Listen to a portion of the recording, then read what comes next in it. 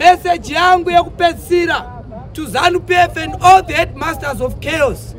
Musa provoka van. Na tukupunikitsa vanhu. Zofuna kupera. Na kupata munhu apa, zofuna kupera.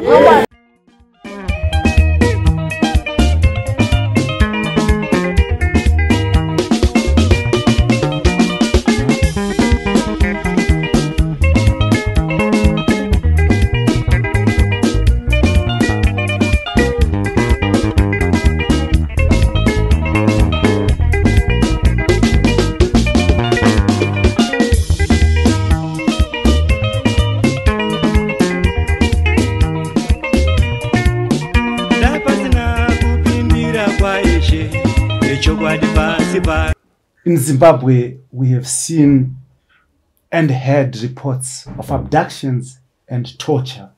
We have seen victims of torture who some have lost leg and limb, some have survived the difficult moments and humiliating moments subjected to victims of torture.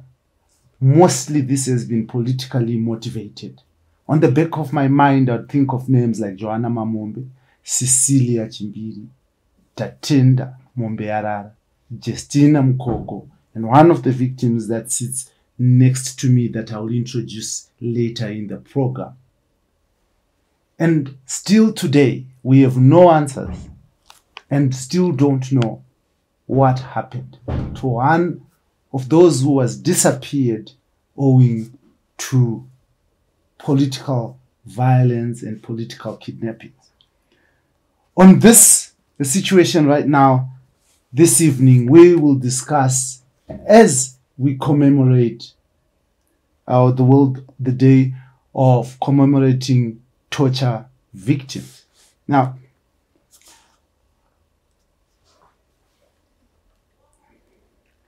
in 1984, the United Nations General Assembly adopted the Convention Against Torture and other cruel, inhuman, and degrading treatment or punishment. And it eventually came into force in 1987. The adoption of this was significant because it established a universal, legally binding framework to prevent, prohibit, and punish acts of torture, thereby promoting and protecting human rights globally.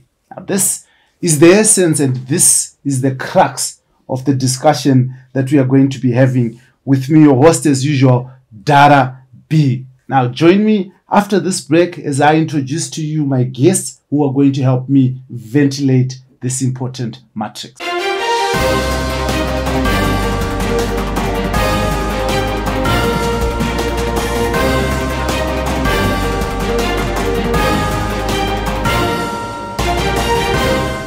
Welcome back to The Situation Right Now with me, your host as usual, Dara B. And I'll be joined by Maxine Chisweto, right? You can keep your mic unmuted so that you don't have to mute it and mute it back, because now it's muted, I think. I can't hear you. Yes, it's Chisweto. Chisweto, okay. Online, I'll be joined by Maxine Chisweto, who is with Veritas. She's a learned colleague. She's a lawyer, and she'll be talking to us on the legal issues that surround this prohibition, prevention of torture and dehumanizing, inhuman treatment against other people. And in studio, I am joined by Shadrach Vengesai, who's with the ZPP Learning and Database Lead. Now, he is also here with one of the victims of torture who has suffered torture in the hands of, generally I think it was the state, a leading opposition figure, a political player for a long time and a good friend of mine. Welcome. Thank you, Blessing. Beautiful. Now, I want to start with you, Maxine. Just for you to give us the legal framework, what it really means this day that we are commemorating, and what are the legalese that ties it, especially to governments? So as you mentioned before, the United Nations Convention Against Torture was put in place on the 26th of June back in the 1980s. And the reason why we are talking about this day specifically is because torture is something that, as the world over we have seen, interferes with a lot of things. So I think the beginning, though, is for us to define what torture is. So I'm going to try to define it in not so much legalese, but in a way that's understandable so that we understand why we are here. So first and foremost, we define torture as severe pain or suffering that can either be mental or physical, and it's intentionally inflicted. So that is one of the very main points of torture. It's intentionally inflicted. And the purposes of torture is so that people can get a confession, to intimidate someone, to discriminate someone, to punish someone. So, like, for example, you mentioned all those people that we spoke about before that we know as victims of torture. So this was one of the reasons why they were tortured. And usually it's inflicted by a state official or an organized group. And so today we stand against those, we stand with those victims against torture, because we're saying that torture is something that's degrading, torture is something that's inhumane, and we want to get to the crux of torture, and we want to actually end torture, especially in our country. Amazing. But I want us to look at how you know our country has responded to this. Has there been any real response from our government to ensure that we protect people from torture? I mean, we know that Justina Mkoko was tortured and held incommunicado by the state. These are things that are in the public domain that have been presented before the courts of this country. Sorry, can I just take that again? I didn't hear the end of your question. I'm asking if there are any systems in place that allows our government to be held accountable to this, because we have seen, Justina Mkoko, for example, confirmed, abducted by the state, held incommunicado, and released to the police station and taken to court. And up to now, we have not seen, people really being taken accountable. Right. All right. So there are two questions, but I would start by saying that it's not that there hasn't been anything that has been done. There are steps that have been taken. So first and foremost, your constitution in section 53 says that no one should be treated in a way that is cruel, inhumane, or in degrading or punishment, and they shall not be subjected to physical, the UN cat story. But for now, later, what it means for us to ratify it, why we should ratify it, and the steps we should take. But in terms of whether our government at this point in time has done anything in order to try curb torture or to hold themselves accountable, I think we should talk about section 210 of the Constitution, Independent Complaints Commission. How since 2013 until around about 2020, no action had been taken in order to establish that commission. But you now find that as the years have jogged up to 2024, there's now an act, the Zimbabwe Independent Complaints Commission Act, which actually establishes commission, and there have been interviews, and now we're waiting for the commissioners to be placed. So what this commission will basically do, the long and short of it, is that it will hold in terms of dealing with the public and public violations and public torture. So for the first time, we're going to see hopefully, let's just say if policeman X inflicts torture on person A, we're actually going to see person A being able to go to forum, confront that police person, and that policeman actually face the consequences. Amazing. Thank you very much. Now I'll come to you, Shadrach, and say you as civil society, you have worked a lot with people who have gone through this torture, and in fact, you founded by one of the major one of those that whose name quickly comes up. But I'm sure it's not the only person who has suffered torture, but this is one of the high-profile cases that we talk about. Mm-hmm. Now, I just want you to just tell us briefly about this working with people with torture. What do you see? What do you interact with? Thank you very much, Dara, for hosting us here as we commemorate the International Day in support of the victims of torture. Yes, indeed, I happen to come from an organization whose founding leaders was actually a victim of torture. Like you rightly pointed out, we all know what happened to Justina Mkoko.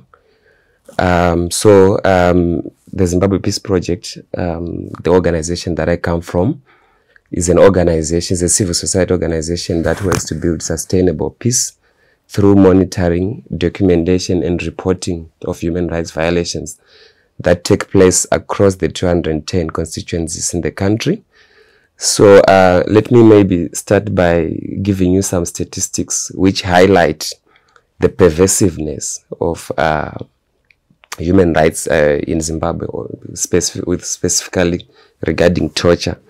I think between 2008 to 2004, we have recorded 874 cases of torture. And for these cases, none of the perpetrators has been brought to book. So this is a day, this is a very important day for us as we reflect and as we deliberate and as we discuss ways in which we can try to not only to bring perpetrators of torture to book, but also to assist victims of torture to get healing and to get justice. Amazing. Now, what has been the major challenge in terms of getting justice? Because I think that is the biggest issue. I'm sure healing is something that we also take seriously. But this can happen because once you have resources and access to, you can always find healing. But there must be some willingness by the state to allow healing. To allow justice. What has been the challenge around that? So, like you rightly pointed out, the willingness. I think we all know that Zimbabwe is one of the few countries in Africa that has refused not only to sign, but to ratify the Convention Against Torture.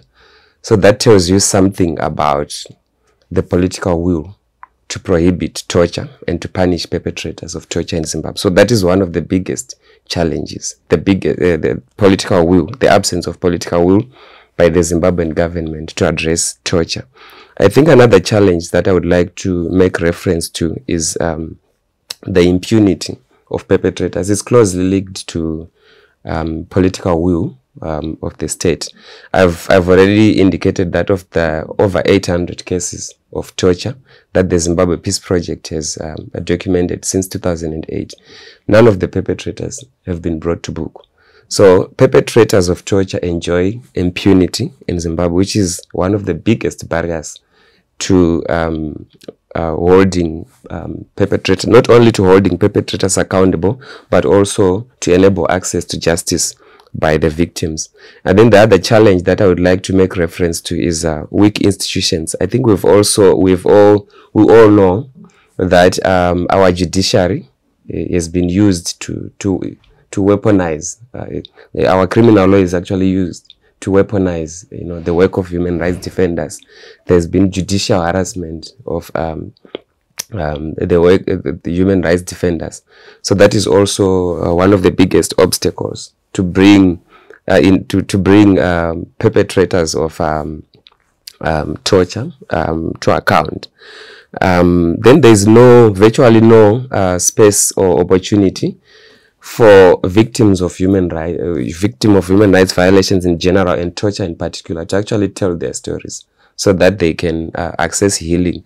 So when you talk about torture in Zimbabwe at the present moment, it sends a chilling effect. It's actually acts as a deterrent to would-be human rights defenders, because if you just read about what all of those people that you made reference to went through, and the fact that none of the victims or none of the perpetrators for such heinous crimes have been brought to book, it actually acts as a disincentive for future human rights defenders.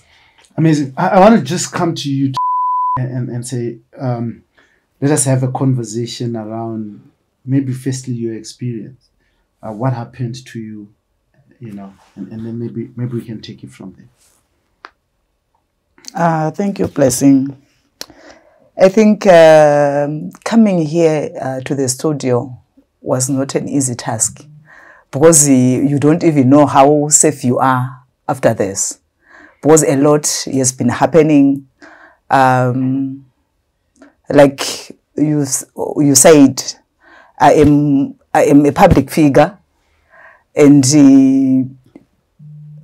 having to come here, I had to pray that it will end well. You know,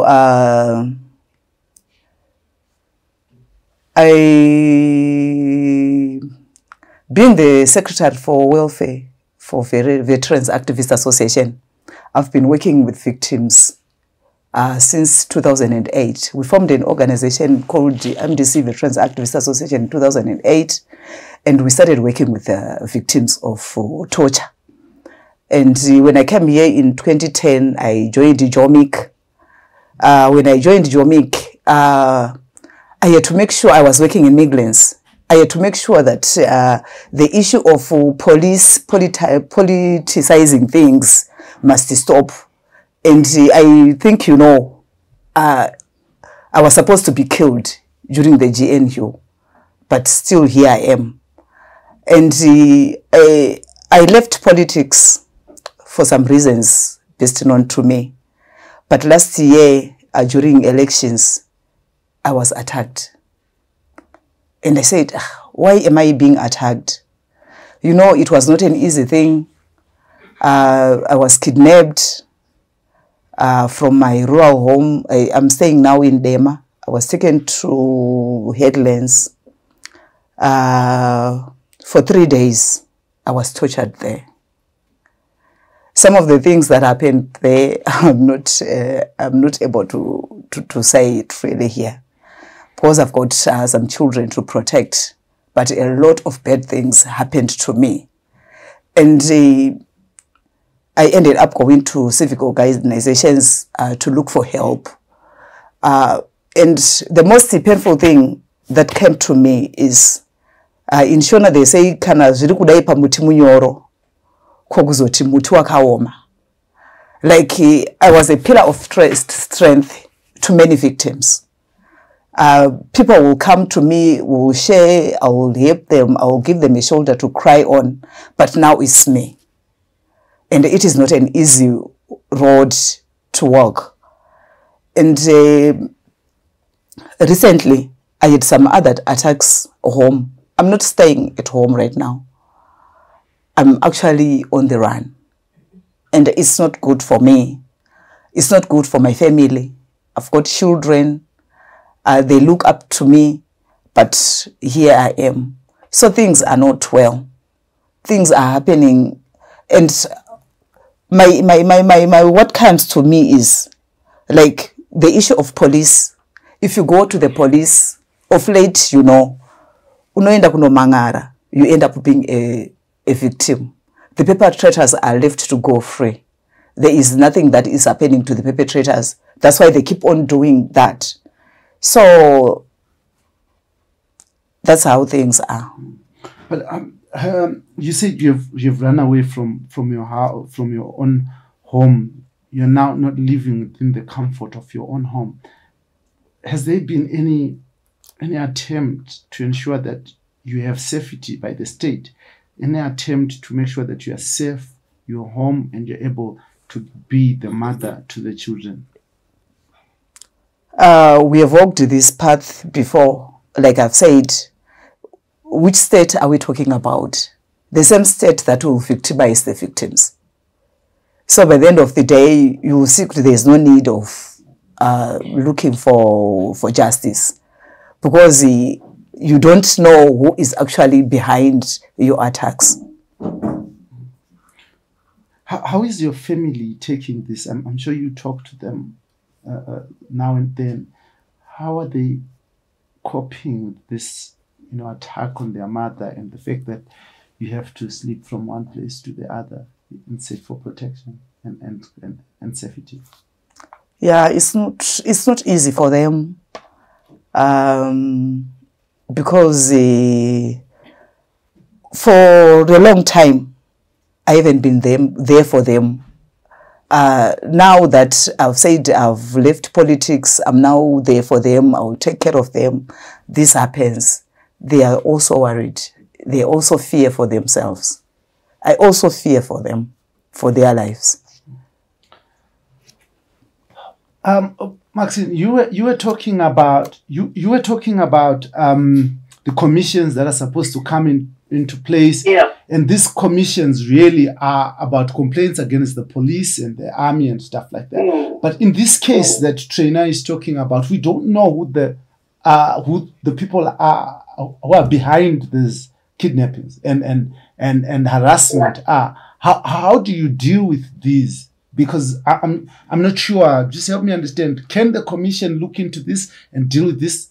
Or from my understanding, they're strictly supposed to be dealing with they're supposed to strictly deal with those men and women in uniform. You see, what makes this story of torture quite tricky is usually you don't, I'm going to put it in quotes, you don't know who your perpetrator is. So like she said, her first point of call was supposed to be the police.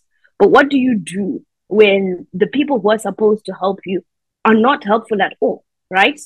And then your second point of call perhaps was going to be the commission. The commission, which again, as my brother over there had pointed out, that in the problem with dealing with torture and getting justice for torture is because there is a lack of political will. So we've dragged out creating this commission. It's been 10 years now. Yes, we've done interviews, but when is it actually going to start and come into play? So the Independent Complaints Commission, however, is supposed to strictly deal with those in uniform. So you have your police, your army, but also those who are not in uniform or who are not always in uniform every day, like your Central Intelligence officers, for example. So it's supposed to curb torture against all of that. But in her case, like she said, she has gone through this path before. She has tried to use local remedies, but it's not working. And that's where our advocacy for the UN CAT, the Convention Against Torture, comes to play. Because if we had ratified that convention, then that's not a problem. Then we have someone else who can hold the state accountable to say, look, there is this case. You might even be the perpetrator in this case, but we need justice. We need answers. There's a right to truth. She has the right to know what happened to her. She has the right for those perpetrators to be punished. So that is why we advocate and we say we also want that extra layer, that extra protection of UN CAT, so that individuals, even organizations and the state can have another body to report to other than themselves. Amazing. Now I want to come to you, Shadrach, and let's have a conversation around. So mostly we have found that, for instance, Itai Dzamara was abducted in the middle of the afternoon, and people were just watching. Mm-hmm. And most of these things happen while citizens are there and they do nothing. What is the role of citizens, general citizens, in ensuring that the efforts to eradicate torture bear fruit? Yeah, that is the. Thank you very much. That is an interesting question. I think it is the responsibility of every citizen of Zimbabwe to raise the political cost of human rights violations, which include torture, through, where possible, naming and shaming of perpetrators. I think days like this, where the International Day in support of victims of torture, I think citizens have an opportunity to speak out, to condemn acts of torture that has been perpetrated against citizens, not only in the past, but even in the future. But I think my sister over there spoke about advocacy for the government of Zimbabwe to sign and ratify the CATE. But I think it's not the responsibility of civil society organization in Zimbabwe to make noise about that, or to take the responsibility of advocating for that to happen. I think we stand a better chance of winning when you have each and every citizen of Zimbabwe taking it as their own responsibility, or joining hands to carry out this advocacy. Because as long as there's no political will, I don't see us going anywhere. But as soon as we get to that point where each and every Zimbabwean rises up, talks about torture, confronts the government, and demands that they ratify the Convention Against Torture, I think we will then be able to get somewhere. Amazing. But I've sat down with some people, and they dismiss these allegations of torture and kidnapping as just nothing but political gamesmanship, and people seeking to have what do you call it? Political relevance. And one of these political gladiators who has said this in my studio is Linda Masarira and the like. Now, what is your response to people who would say this kind of things? It is because it's not them. You cannot say that when you are a victim. It is the victims that know how it pains. Linda Masarira is not someone that I can talk about. She is just there to dismiss everything. And I think she is also working with the state.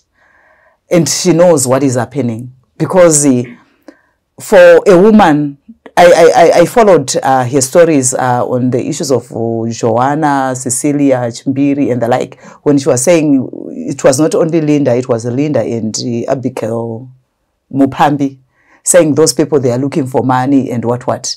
But we ended seeing them on the platforms of Zanu PF, meaning to say they are being paid, but you don't get paid to victimize another woman.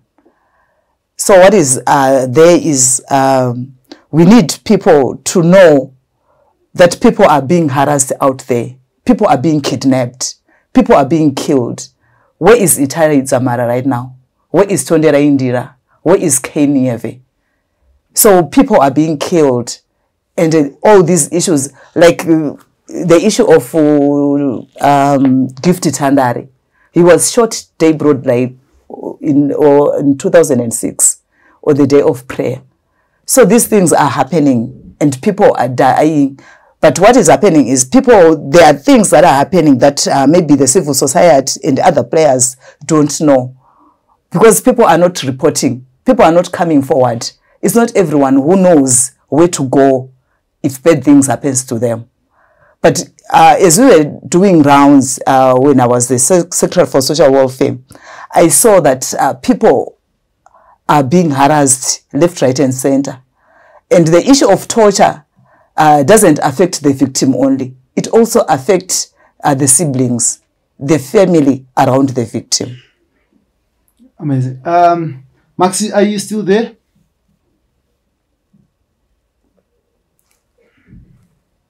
Maybe if I can come in on Okay, Maxi, yeah. No, you wanted to talk to me about the role of citizens, how citizens can actually. You've lost my audio. You can hear me now?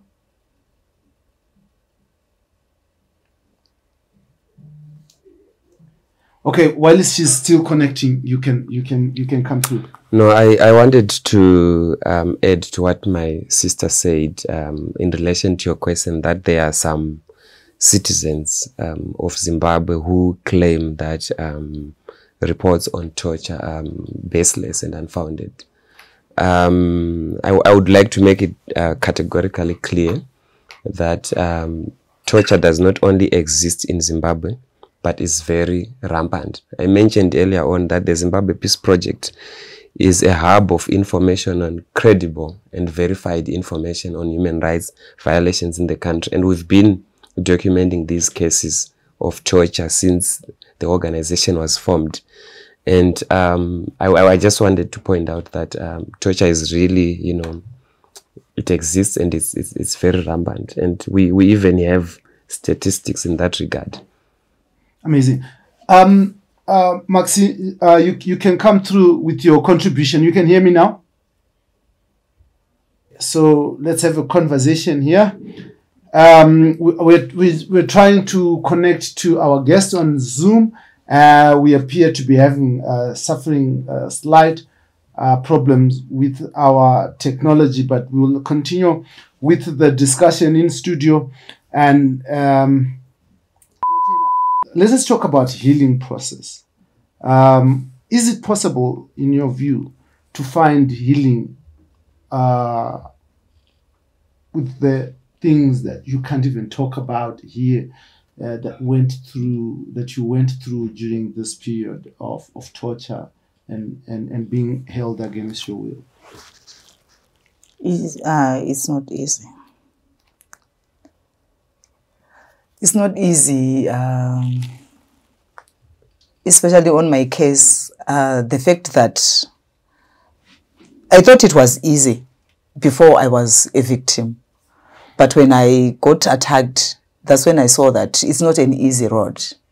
Because you have sleepless nights, you can't sleep, you can't think straight, you can't do anything.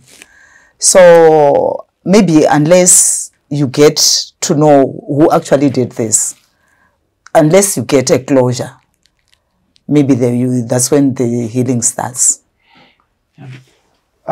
Talking about this closure, and it appears that closure is not going to be coming anytime soon, is it? Because number one, you're actually even afraid of being arrested by those that are supposed to give you closure, to investigate and find solutions to your problem. What do you think should be done, to help you move that path, even if the closure has not come? I'm not sure. I'm yet to find someone who will come and say, if you do this, you will get closure. If you get this, if you do this, you will get healing. Because I'm still struggling. So like I said, should I kwandiri?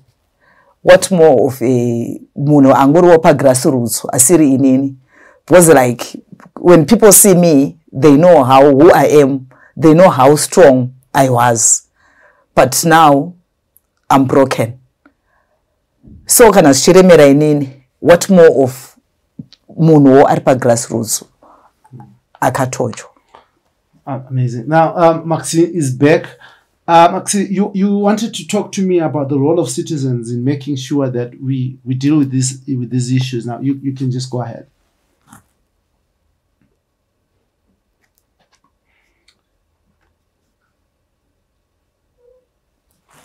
Can you unmute your mic?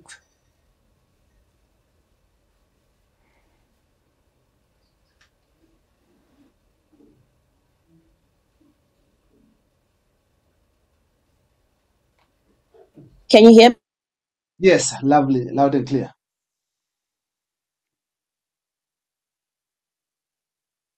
You just muted again. That when it actually Oh dear. Can you hear me now? Yes, sure. Okay.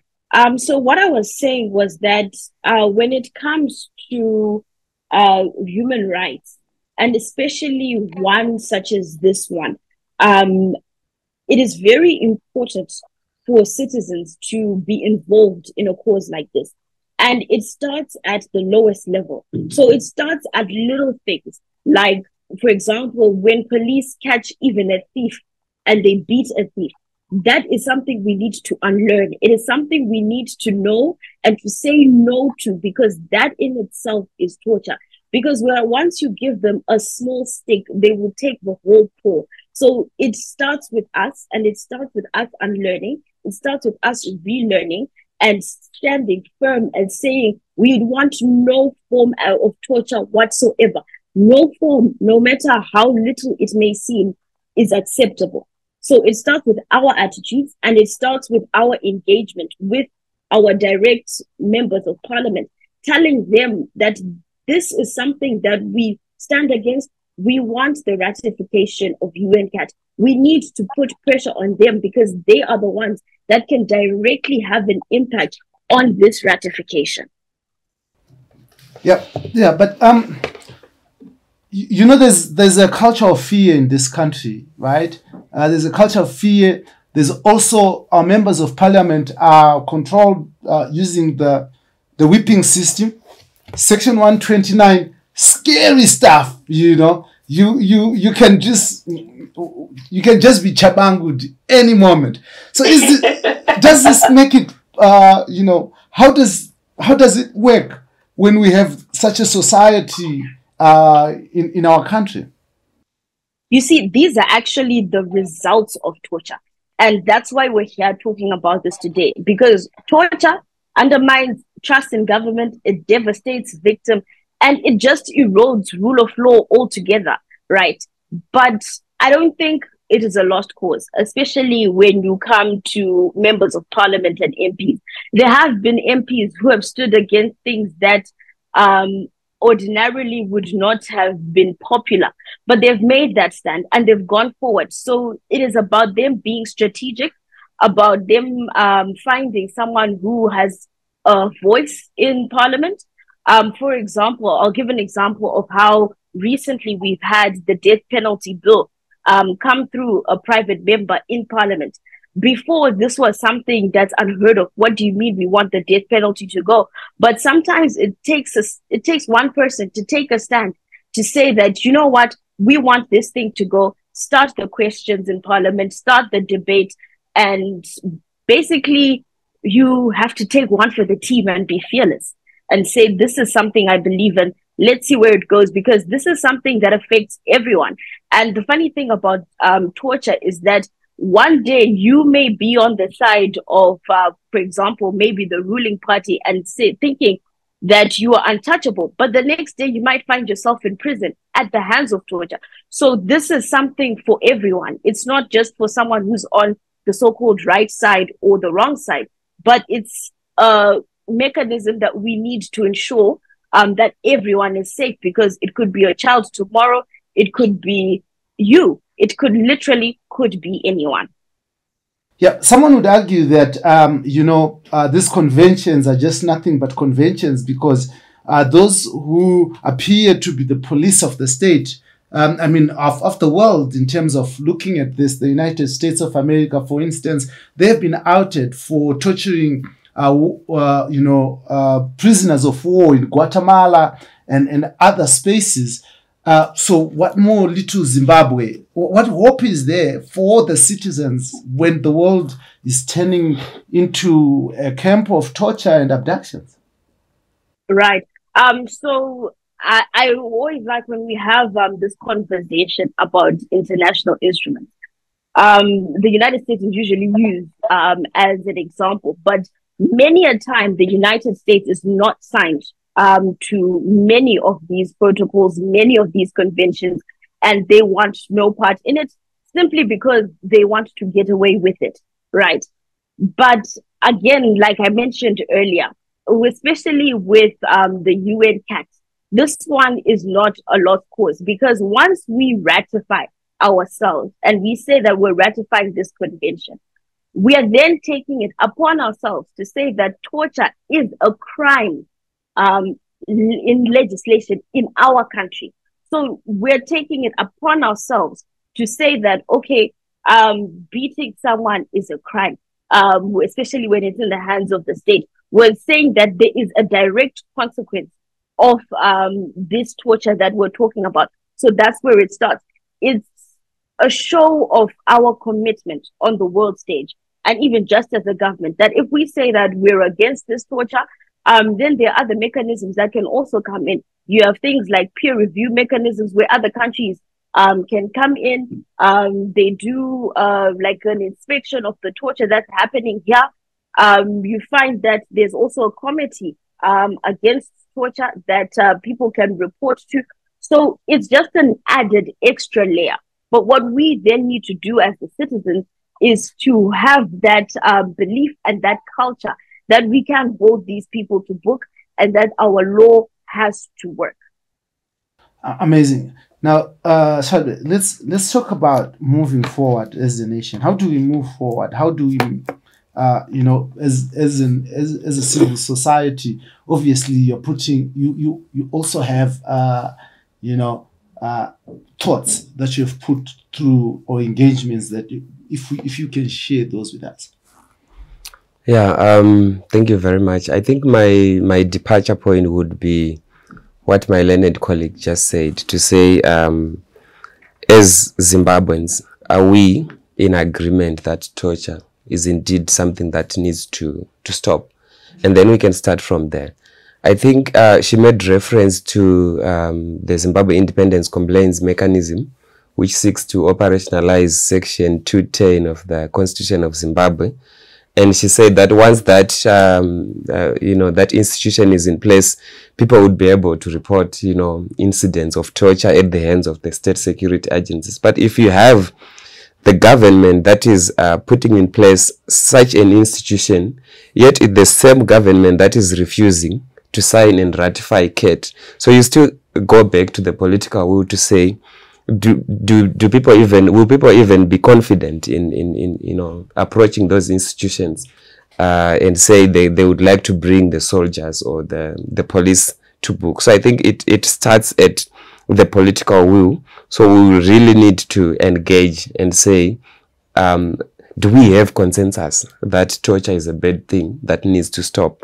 I think my sister earlier on mentioned that she's virtually lost you know, all the hope or even the confidence that she can actually get redress or she can get justice. So she's lost hope. So I think that for me, I think there should be that kind of a consensus by the Zimbabweans themselves that this is something that really needs to stop. And then when we confront whoever we need to confront, be it government, be it parliament, we do that collectively. Because like I said earlier on, it cannot be the responsibility of ZPP or Veritas to, you know, take up that advocate. So we need to act collectively. So days like this, where we are commemorating the International Day in support of victims of torture, it's incumbent upon every Zimbabwean to be loud about condemning, you know, torture, you know, because I think for me, that would be a very good starting point. Amazing. I'm fast running out of time, but I'll come to you. Your words, you know, in conclusion, what you feel in your heart that you need to say, probably something that I didn't ask you, but something that you just feel that you need to talk to Zimbabweans. Maybe to say people should know that torture is there and victims are also there. They need support. They need love. They need a shoulder to lean through. And also to say to our government, they need to help victims of torture. Because it is not this recent torture that we are talking about. We have, this torture is actually affecting even our children. I attended a workshop of common purpose where I attended with the children of the children of victims of Gugraund. And the children were so bitter. They could not say a thing. They were crying. So we are saying, if you affect a parent, we are actually affecting the whole clan. So torture must be stopped immediately. Amazing. Maxine, your parting words. May you address the court on your arguments and your closing arguments. I think first and foremost, I would like to say that as Zimbabweans, as citizens, let's not lose hope in the law. Because let's remember, this is the sword and the shield that we have against the government. This is the sword and the shield that we can claim our rights with. And once we lose hope in that law, we have nothing and we have lost the battle. So I think, number one, first and foremost, I can hear you. Beautiful. So maybe you can just do your closing submission. Sorry, can you start again? We had lost you. No problem. Today the internet is fighting us. Yeah. So in closing, I'd just like to stress the point that for all citizens and everyone, even people who have been victims of torture and those that are surviving the effects of torture, I'd like to say let's not lose hope in the law is the sword and shield that citizens have against the government. It is what gives us a right to claim that we do not want to be tortured. And once we lose that hope and we stop pursuing the law, we have lost the battle. So I urge everyone to keep holding on. Let's not lose hope in the law. And then the second thing that I would like to depart on is to say that it is in my hopes that when the Zimbabwe Independent Complaints Commission is convened and we actually have commissioners, that those people remember their constitutional mandate, that they remember that the commission itself is called an independent complaints commission, meaning that they should be free from political influence, they should be free from being captured, they should work within the best interest of the citizens to find out the truth, to get compensation for victims, and to get closure for those victims. Amazing. Thank you very much. I'll come to you for your parting words. Shadrach. Yeah, sure. Thank you very much. I think today is a day that has been set aside to support victims of torture. So in as much as we can argue that Zimbabwe needs to ratify the CATE, the Zimbabwe needs to operationalize Section 210 of the Constitution and establish the Zimbabwe Independence Complaints Commission, I think something really needs to be done about the victims of torture, like that we already have. So we have, I think someone mentioned about people who were tortured during the Gukraunti, people who were tortured during the land redistribution program in 2000. There were people who were tortured during the 2008 elections. So we have like all those victims of torture. And this day has been set aside so that we deliberate on what we can do, what support we need to provide to those people. So those people need justice, they need healing, and they need rehabilitation. Amazing. Thank you so very much. Now, before we go, we've been hosting this the situation right now in partnership with ZimRights, and I'll give us an opportunity to listen to take sure Musiwa, the ZimRights national chairperson, who just a few minutes to hear. He was supposed to join us via Zoom, but has failed owing to internet connectivity problems. But his address or small presentation to us in a few minutes. Welcome everyone to this program, and thank you very much to the organizers of this program. Musiwa is my name, representing Zimbabwe Human Rights Association as the national chair. Zimbabwe Human Rights Association has worked for the past 32 years in assisting victims and survivors of torture to access justice.